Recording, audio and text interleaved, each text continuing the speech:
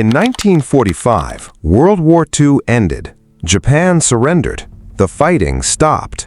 But one Japanese soldier didn't believe the war was over, and what he did next would trap him for almost 30 years. This is the true story of Hiroo Onoda, and by the end, you'll understand exactly why a rational man chose to keep fighting a war that had already ended. In 1944, as Japan lost ground across the Pacific, Onoda was sent to the Philippine island of Lubang, but not as an ordinary soldier. He'd been trained in intelligence and guerrilla warfare, given orders unlike anyone else's. If the position collapsed, retreat into the mountains and keep fighting. And above all, one instruction that would define the rest of his life: do not surrender. Here's where it gets strange. In 1945, Japan surrendered. Atomic bombs fell.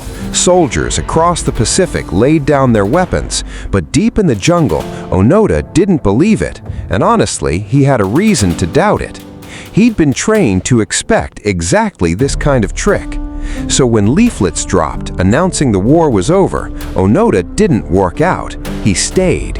And that single decision would cost him almost 3 decades of his life. Years passed. Onoda survived by gathering and stealing food, moving constantly, watching for an enemy that no longer existed. Outside the jungle, the world was transforming, Japan rebuilding, children born who'd never known the war. But for Onoda, the jungle had quietly become permanent, and it only got harder to leave. The Philippine government never forgot him. Search teams came, leaflets, photographs, letters from relatives, all meant to convince him the war was over. But here's the problem. Some of it looked fake to him, and if this really was an enemy trying to trick him into surrendering, why would he trust any of it? So he kept hiding. The years became decades.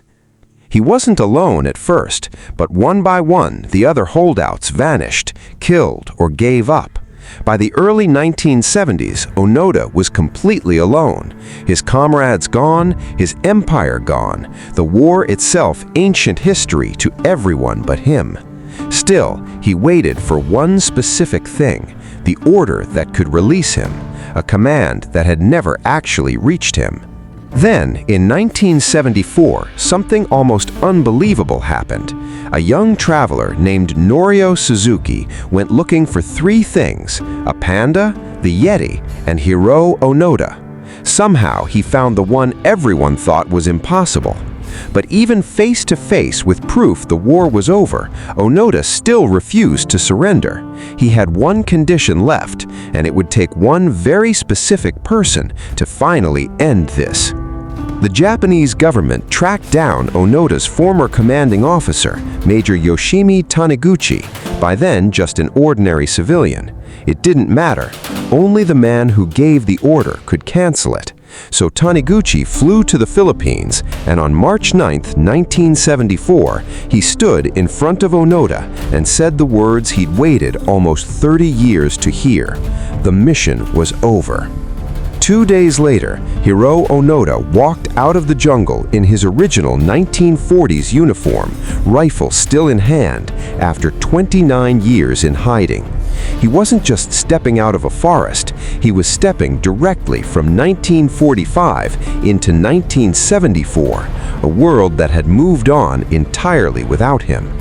Back in Japan, he became an overnight sensation, but the country he returned to bore almost no resemblance to the one he remembered.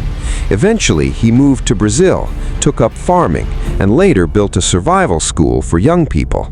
But nothing he did afterward ever outweighed those 29 years.